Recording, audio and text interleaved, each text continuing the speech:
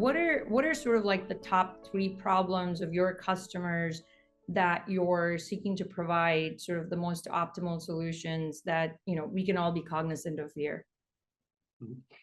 Sure, I think there are different perspectives. So the water perspective, and water per se is a critical resource, and we face tremendous challenges there, right?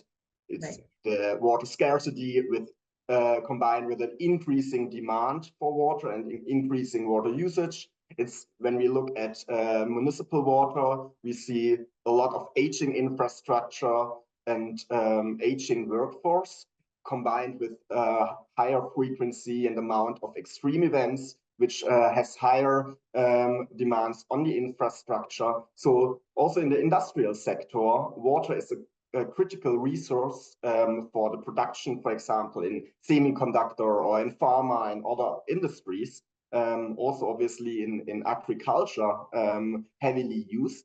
But if you are talking with the customers, beyond, especially water municipalities, they have a bit of a broader view on sustainability.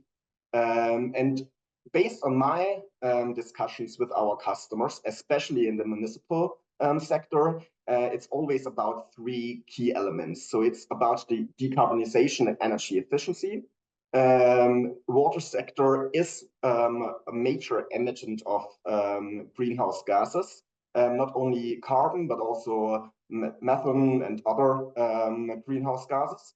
And this interlink between the energy and water, the water energy nexus, needs to be tackled, and we help companies there to accelerate their road to net zero and also integrate renewable energy sources, for example.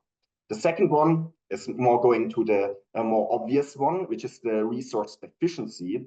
And also circularity, so accelerating towards a more circular economy, water conservation and reuse concepts are getting more and more adopted, not only by municipal, but also especially industrial customers. And there, the water quality aspects become very important because different to, for example, in energy, the interlink between the water quality and the water quantity is quite interlinked, and so you need to manage both aspects to optimize. And the third one is more around the people, people centricity and societal impact. So this is like what we see first, more inwards looking at the water utilities. So how can we tackle the workforce challenge with, I think 30% of the workforce in the US is retiring in this decade. So they need to tackle this demographic shift. And on the other side, it's more also on the people living in their community. So how can we conserve natural ecosystems, preventing, for example, the discharge of low quality water into surface waters and things like that.